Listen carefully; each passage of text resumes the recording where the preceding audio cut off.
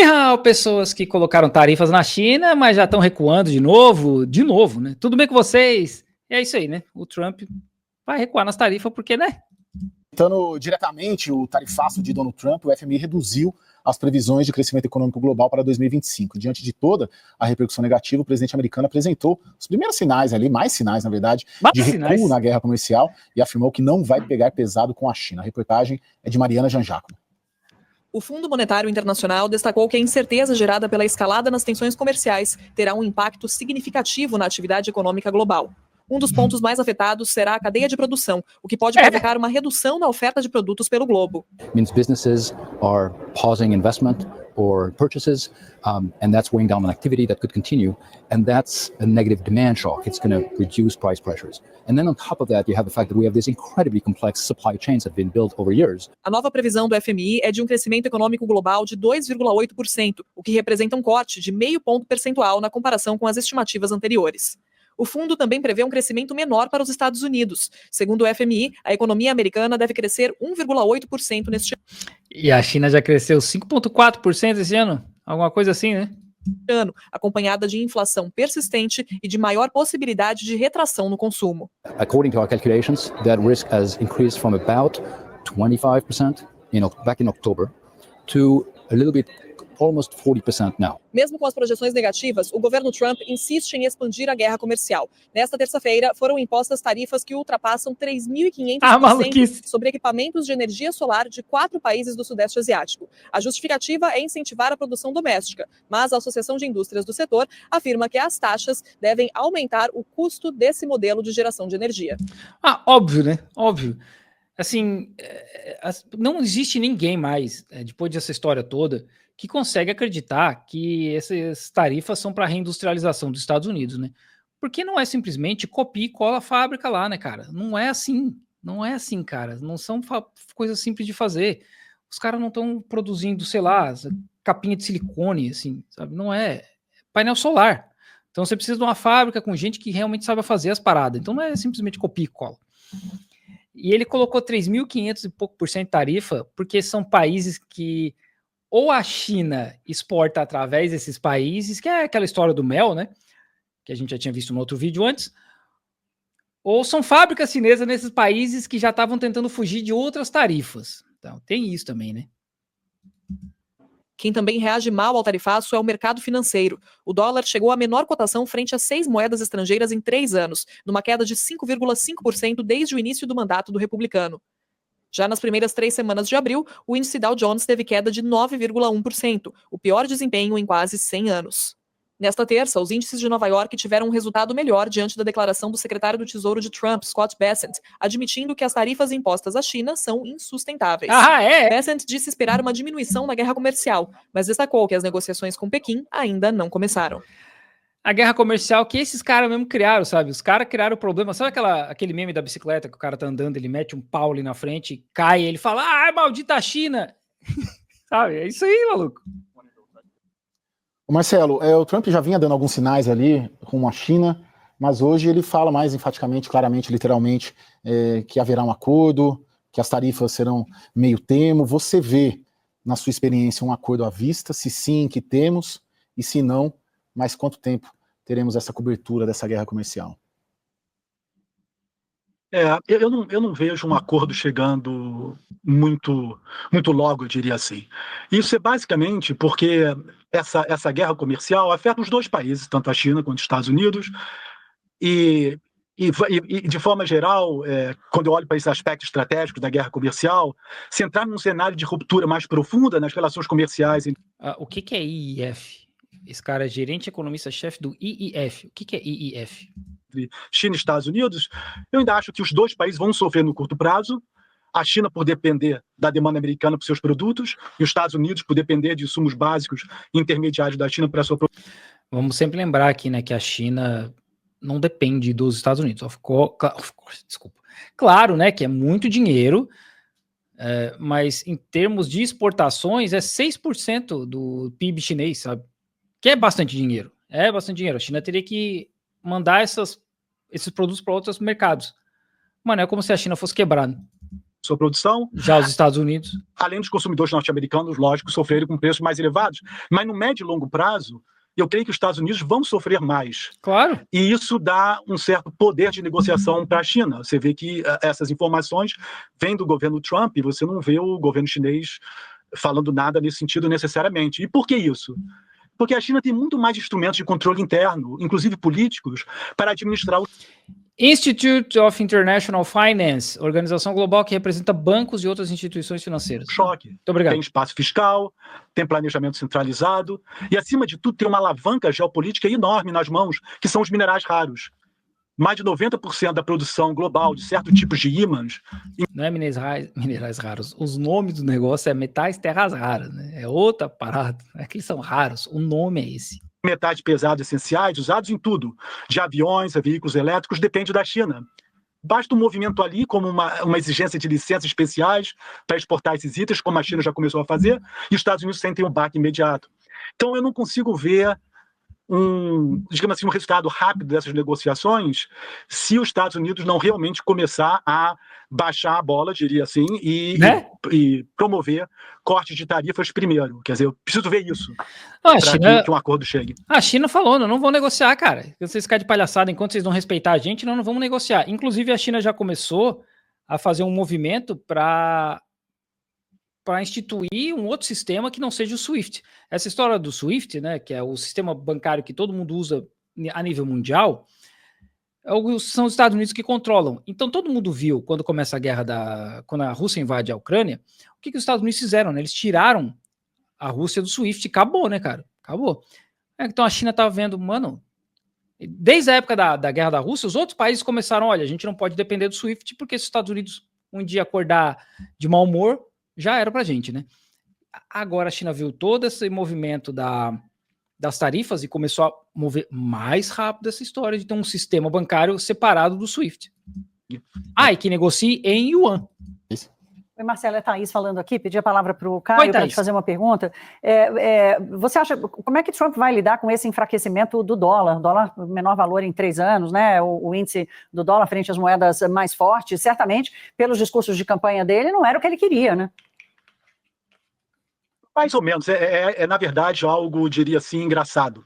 Porque nos discursos de campanha dele, ele pregava um dólar mais fraco, porque ele está preocupado em diminuir o déficit comercial americano, e para isso ter um dólar mais fraco, isso ajuda, porque faz as importações serem mais caras, as exportações serem mais baratas, e é assim que países ajustam o seu déficit comercial.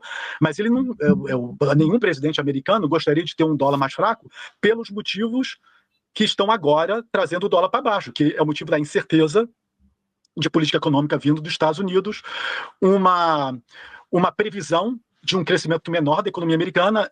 Eu e o meu time, na minha instituição, já estão prevendo uma recessão branda nos Estados Unidos na segunda metade desse ano, que o FMI não está prevendo, mas nós já estamos prevendo, e vários outros grupos, em particular do setor financeiro privado americano, já estão prevendo ou 2 trimestres de queda de produção por causa da incerteza e também do aumento de tarifa que estamos... Mas é a China que vai quebrar de acordo com ideias radicais.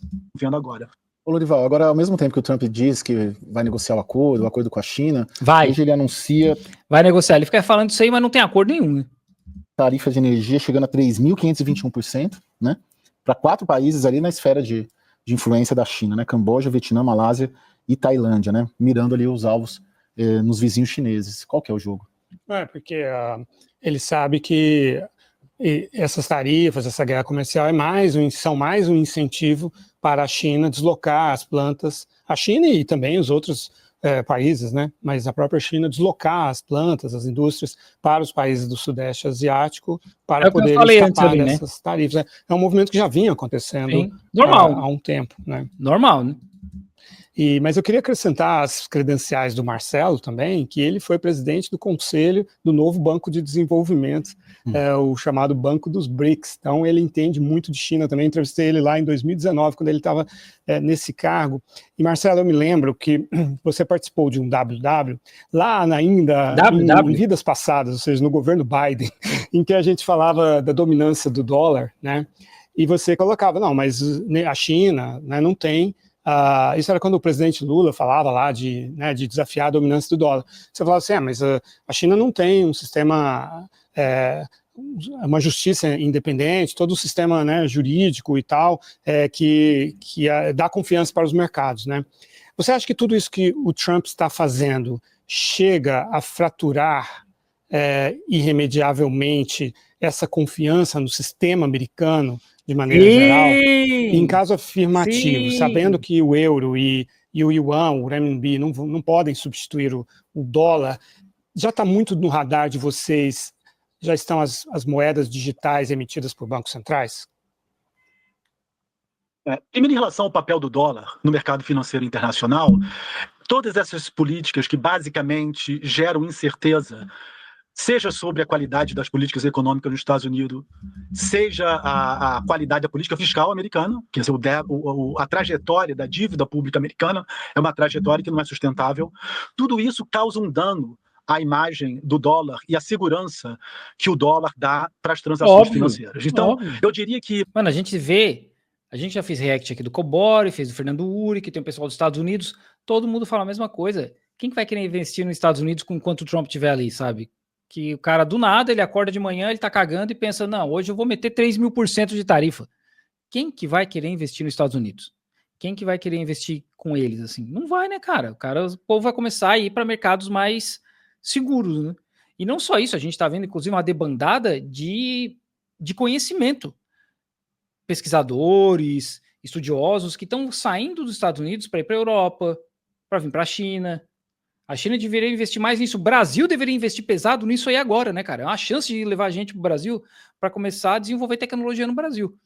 Investir em educação e trazer essa galera de volta, né? Que eu não vejo uma ruptura grande agora com o papel do dólar, mas quando a gente fala muito da margem, né?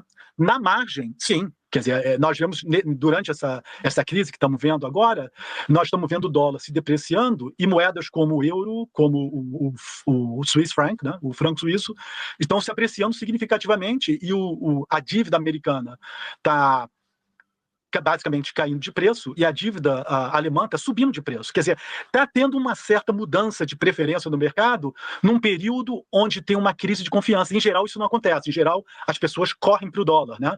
Quando, por exemplo, teve a crise de 2008, o setor financeiro correu para o dólar. O preço da dívida americana subiu, porque todo mundo foi para comprar Treasury Bills. Então tem uma mudança aqui. Mas, como você falou, não existe uma opção para o dólar hoje em dia. E ainda temos um setor financeiro bem profundo, um respeito ainda aos contratos, aqui nos Estados Unidos. Então, tudo isso sugere que o dólar vai continuar no centro do setor financeiro por muito tempo. Mas, de novo, é um caminho, as políticas que estão sendo feitas, elas não ajudam para que o dólar continue nessa direção para sempre. Quer dizer, são novidades ruins, né, nesse sentido. Você comentou sobre moedas digitais. Eu acho que é um fator menor, na verdade, a moeda digital. Tem uma certa discussão se vai tirar um pouco do papel do dólar, mas a verdade é que muitas dessas moedas têm o dólar como lastro, né? Então, eu acho que talvez não seja esse o fator mais, eu diria assim, perigoso para o papel do dólar. É mais a qualidade de políticas econômicas que estamos vendo no centro, né, nos Estados Unidos. Daniel? Caio, no sumário executivo do Panorama Econômico Mundial, do FMI, tem uma palavra ali que me chama a atenção, que é enfatizada, que é imprevisibilidade. E aí, se a gente pega para o cenário interno no Brasil, não dá para a gente falar exatamente de imprevisibilidade. Como o projeto recente de lei de diretrizes orçamentárias nos mostrou, há uma dúvida tremenda sobre o arcabouço fiscal, mas todo mundo sabe mais ou menos que ele precisará ser alterado e que ele é, digamos, insustentável ao longo do tempo. Então, eu até gostaria de ouvir o Marcelo Estevão sobre essa contradição. Quer dizer, ao mesmo tempo em que se fala muito de um mundo imprevisível, no Brasil a gente tem uma certa previsibilidade, que é a insustentabilidade do arcabouço ao longo do tempo. Agora, Marcelo, vê algum ajuste de rota sendo preparado ou caminhamos a partir de 2027? Ontem bateu $3.500 a onça, né? Eu não sei quantos gramas dá uma onça, tá, minha gente? Para o escuro. Em relação ao que está acontecendo no Brasil, quer dizer, claramente o Brasil está sendo, eu diria assim, penalizado por investidores, por todos, por vocês, por todo mundo que tem dinheiro no mercado financeiro, pelo fato da trajetória fiscal não ser crível, né? Quer dizer, o Brasil precisa de um ajuste fiscal, e o ajuste fiscal que está sendo discutido, ele não é forte o suficiente para produzir resultados que vão trazer aos investidores uma segurança maior de que, se você comprar títulos do Tesouro Brasileiro, esses títulos vão ser resgatados daqui a, dependendo da maturidade do título que você comprou. Então, isso corre em paralelo com o que está acontecendo no mundo. Quer dizer, o Brasil está numa posição, se eu for pensar nessa guerra comercial, muita gente me pergunta o impacto sobre a América Latina, eu sempre falo, varia bastante de país para país, afeta todo mundo no mundo, porque vai ter menos comércio no mundo, então afeta a América Latina também, e afeta o Brasil. Agora, no caso do Brasil, a situação é um pouco ambígua. Por um lado, tarifas dos Estados Unidos sobre produtos como aço, alumínio, carnes e açúcar afetam diretamente exportações brasileiras. Por outro, o Brasil tem uma certa vantagem estratégica, que é a diversificação de mercados. Se tem um país que eu vejo, de alguma forma, se aproveitando dessa situação, é o Brasil. E o limite... porque é um grande fazendão, né? Vendendo aí commodities. Né? Parabéns. De novo, todo mundo vai se dar mal, mas de termos relativos, né? O limite para o Brasil é o espaço... Ninguém vai ganhar ou perder. Que o Brasil tem. Vai ganhar ou perder. Vai todo mundo perder, já dizia Dilma. Para ocupar mais espaço no mercado chinês com soja. A fatia de mercado do Brasil já aumentou muito, né? 54% em 2018, agora 73%, quer dizer, já está muito alta, né? Então eu não sei qual é o espaço para ter mais espaço em commodities como açúcar ou milho, seja por barreira tarifária ou por questões internas de demanda chinesa, né? Então, assim, mas o que está pesando no Brasil agora é exatamente essa insegurança sobre a trajetória fiscal. E isso também põe pressão, né, sobre demanda por produtos, quando se gasta muito, pressões por demanda por produtos e serviços, o que faz a inflação brasileira estar acima da média e força o Banco Central a manter a taxa de juros mais elevada do que poderia fazer se tivesse menos pressão fiscal. Então a questão para o Brasil é realmente ter um ajuste fiscal mais crível. E aí o cara já está falando de umas maluquices que não tem nada a ver com a história. A questão do Brasil é investir em educação, sabe? Pega um monte de dinheiro, fala para esses pesquisadores que não querem mais trabalhar nos Estados Unidos e fala, venham para o Brasil, nós vamos mudar a condição de vocês trabalhar. É isso aí, cara. É isso aí. Sabe? Essas maluquices aí de congelar salário e não sei o quê. Economia, às vezes, é muita parapsicologia, cara. O Armínio Fraga falou isso aí, né? Vamos congelar a fortuna dele também, vamos. Vamos congelar a fortuna dele por 6 anos? Não vamos, né? Aí eu acho que se isso ocorrer... vai falar... Né, do Jerome Powell com o Trump.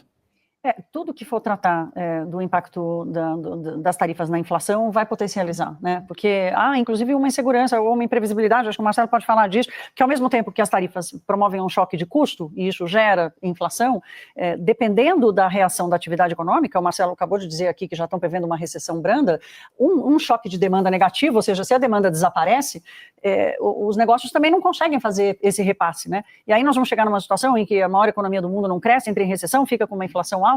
O próprio Jerome Powell está dizendo, olha, a gente está caminhando para uma situação em que nós vamos ter que escolher entre cuidar da inflação ou cumprir o outro mandato, que é gerar crescimento, gerar emprego. Então, eu acho que a imprevisibilidade, a formação de cenários é uma coisa dificílima até para entender qual vai ser a batalha que o Donald Trump vai ter que travar com o Jerome Powell, porque o próprio Powell não sabe o que ele vai fazer no Banco Central.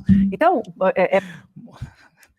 Vamos falar um pouco mais devagar, né? O próprio Paulo não sabe o que ele vai fazer. Né? Mais uma mistura para essa incerteza. E tem um outro ponto aqui que eu queria chamar a atenção, quero até, se der tempo, ouvir o Marcelo rapidamente sobre isso, que é o fato do mundo estar caminhando, Marcelo, para uma situação de curto prazismo. Isso já é uma coisa que aqui no Brasil a gente sabe lidar. No Brasil a gente consegue dizer assim, olha, nos próximos 3 meses eu sei mais ou menos o que não vai acontecer, né? E o mundo me parece que está caminhando para essa construção, assim, do curto prazismo. Olha, eles vão entrar na seara aqui que já é muita previsão, é mais a área do rock, né? Se isso, se é aquilo, que eu já não tem nada a ver comigo, eu não entendo de economia, então tá bom, tá aí. O Trump recuou, como já era esperado.